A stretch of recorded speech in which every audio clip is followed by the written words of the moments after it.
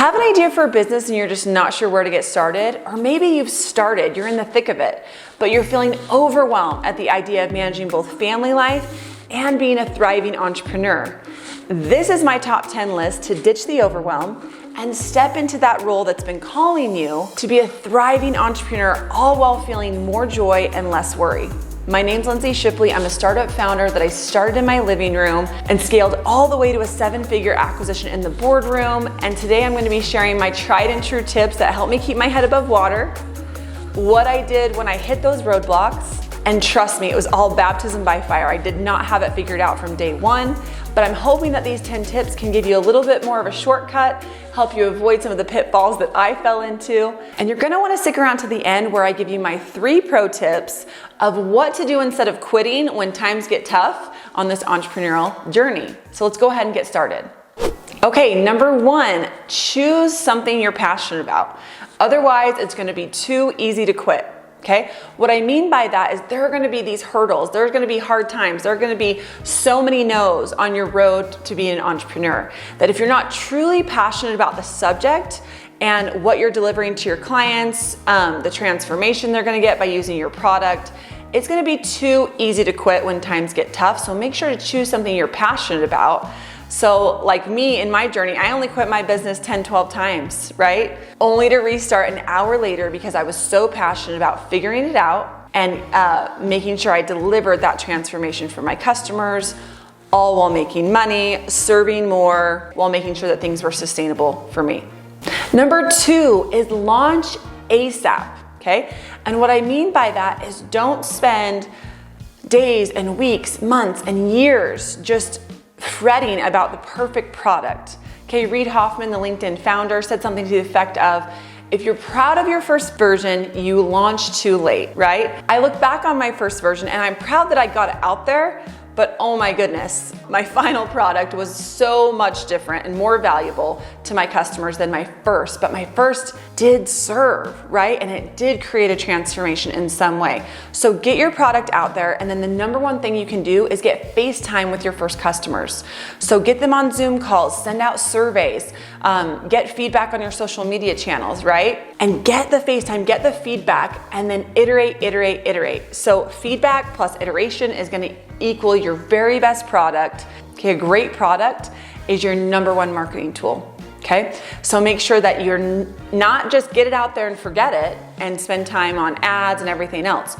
Get it out there, get FaceTime with your customers, feedback, then iterate. Feedback, then iterate will lead you to your forever product that's going to serve in the very best way, as well as getting you the very best return and revenue numbers that you've ever had. So launch ASAP, feedback, and iterate. Okay, number 3 is get help. No one was ever successful on their own and just carried a company from the startup to acquisition all on their own back. I've just never heard of that, right? So know that you're gonna need to get help and recognize what stage you're at and understand that you're gonna need that level of help, right? So early on, I didn't have a lot of money to hire people. A lot of times when we're starting, we think we need a ton of money. We think we need investors. We think we need a full-time staff or a brick and mortar location. You don't need any of those things to get started. Start small and prove your concept, right? So in the beginning, I wasn't able to get all that help that I just talked about. All I needed was some free time because my product was an online course. So in the beginning, I worked at night when my kids were sleeping, and me and my husband worked out that he would be getting up with the kids in the morning because I would be sleeping in a little bit more, and that was our trade-off. That was the help I got in the beginning. And then as I started working a little bit more, I needed things like preschool care, nannies, neighborhood co-ops to be able to get that time to work on my product. Then all of a sudden I was able to hire my first part-time employee, and I needed that level of help. And then it went on from there depending on what stage of the business that I was in. So early on you might have to get more creative, but remember, you don't need all these fancy things to get started. Okay, just get creative about how you're gonna get that time to work on this side hustle, to work on this startup. Okay, number 4 is focus. A lot of times when we're starting out, it's really tough because we're multi-passionate. So that early phase before you've really decided on what your product is might be a bit of exploration, right? It might be sharing things on different topics and then let your audience guide you. Let your audience show you through, oh, what's most interesting on social that I'm sharing? What topic gets the most interaction? What topic gets the most feedback? Poll people, right? Maybe you've got 3 ideas, so poll and let the audience guide you of where you're gonna go, okay? And once you decide, then you're gonna wanna focus, okay? One product. For me, I had a signature product that I honed in on, okay? And just kept making that one product better and better and better and learning more about my audience and really figuring out who is my customer? How can I serve them better? What are their needs? So one product, one customer avatar or ideal client, and focus, focus, focus, okay? Instead of saying, well, I could do this, or I could do this, or I could add this other thing on, do more of the same. This is a concept I learned from Alex Hormozi. If I had known right out of the gate, would have saved me so much time, money, and effort. So find that one product, identify who that one ideal customer is, and focus in and do more before you even think about iterating or adding more SKUs or products. Number 5 is minimize the overwhelm with micro deadlines. So a lot of times when you're thinking about everything that needs to be done in a startup or a small business, or even to launch an online course, you can feel too overwhelmed, and so that just prohibits you from making any progress. What I would suggest is have a brain dump session where you just get everything out there, right? You map everything out. It's kind of your blueprint for how you're gonna launch this thing, right? It might be 1 month, 3 months, whatever it is. You don't want it to be too long because you don't know if this is your forever product, right? So map it out and then work backwards. So an example would be, and this is exactly the formula I followed for the first version of my online course, was I set myself a deadline. I think it was 6 weeks away. Then I laid out all my topics and those became my modules. I decided how many needed to go in each module. So I had, okay, here's the amount of lessons that I'm gonna have. I divided that by 6, which told me how many lessons I needed to get through each week. And then I could hold myself accountable with those micro deadlines, which would help me know if I was on track, if I was too ambitious with my timeline, okay, if I needed to cut some topics out of my first version. Those micro deadlines told me a lot and helped guide me to be able to launch ASAP, get a minimum viable product out there, and start getting feedback so I could iterate. Okay, tip number 6 is create tutorials as you go. This was something I did within my own business. So like I mentioned, you may not have a lot of resources when you're getting started. You're doing a lot of it. You're wearing a lot of the hats, right? You're being the social media specialist. You're being the product developer. You're being the accountant. So start to take note of all the daily tasks that you're doing. Start to maybe screen record yourself with a software like Loom or something. And then also you might want to have written documentation step by step of these daily tasks. You're gonna wanna separate out, okay, what do I wanna hold on to as the founder that I feel like is my secret sauce that only I can do? So that might be social media, that might be customer reach out at the beginning, okay? And then start to understand who could come in and do some of these daily tasks because they're just step by step. They're not requiring any of my secret sauce to put into. And once you start identifying those, you know the tasks that you're gonna hand off to your first hire or your first part-time, virtual assistant. And then when you are able to hire somebody, it makes that process so much smoother. And you're gonna have to spend so much less time training them because you've already pinpointed and laid out all the tasks step by step. And they're gonna feel really empowered that they know how to do their job, which minimizes, wasted time, wasted money spent on payroll.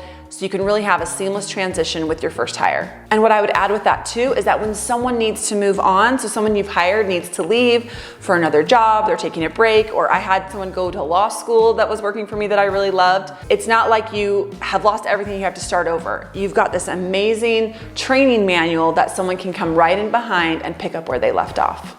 And number 7 is know what season you're in. And what I mean by this is, as an entrepreneur, you're gonna have different paces that you go at different points in your journey. So for me, I identified 3. The first one is a sprint mode. So this is you're really pushing inside the business to hit certain revenue goals. Maybe you're coming out with a new product, or you're coming out with a new version of your product, and you're in sprint mode to get there, right? So that means you're working more hours. Anyone who's on your team, is all hands on deck to reach this goal, okay? Number 2 is maintenance mode. So this may be a time that you just need to pull back due to other personal commitments in your life, or it might be a time that you're trying to add another element to the business, like maybe you're starting to create an affiliate network that will pay off down the road, but right now you're just maintaining your monthly revenue goals. You're not trying to sprint forward because you have another project in the queue. So be able to identify that. And then number 3 is a rest mode. And sometimes this comes up unexpectedly because something happens in your life. Like for me, when I had my kids, I needed to go into more of a rest mode. If you have an unexpected health diagnosis, or somebody in your family does, like for me, I was unexpectedly diagnosed with cancer when I was 27. Who could see that coming? And I needed more rest during those times. The really cool thing about digital products is if your product is launched and you have a couple team members on that can keep things going, like customer success and customer service, it allows you to step away for a week, a couple weeks, even a month, and maintain those levels of revenue that you're used to. Okay, number 8 is don't forget to celebrate the wins, all right? Otherwise, what are we even doing it for, right? And either big wins or small wins. So a small win might be something like your first sale, or your first 10 sales, or the 100th customer inside your business, okay? Celebrate those small wins along with bigger wins. So when my business was acquired last year, one of the first things I did was plan a big celebration because I wanted to celebrate all the customers we were able to serve, all my team members, and really that our mission statement had been accomplished and was going to continue on. So make sure you celebrate those wins, big and small, with yourself, with your small team or large team, with your family, and with your community of customers. Celebrate the wins. Number 9 is that financials are important, and I'm specifically speaking to my nurturers because that's who I am at heart. There were, embarrassed to say maybe, there were times in my business that I turned a blind eye to the books, which is a big no-no because money is what keeps the doors open, so you can never forget about it or turn a blind eye. So start very basic, something like a Google spreadsheet that can keep track of your expenses month to month, or something very simple like QuickBooks that can track your profit and losses every month. And check in on those regularly, whether it's daily or weekly. It's gonna help you identify trouble spots and then react a lot faster than if you're not in it, regularly. So make sure you're keeping an eye on the financials, set up basic systems. You might have to go a little bit more complex later, but do not forget about it. Now, tip number 10 is that there is no magic formula. You may be thinking, oh, I've just got to find that one coach, or I've got to find that one secret that's just going to blow things up for me overnight.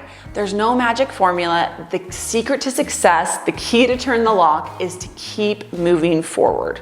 And remembering that consistency wins. There is no overnight success.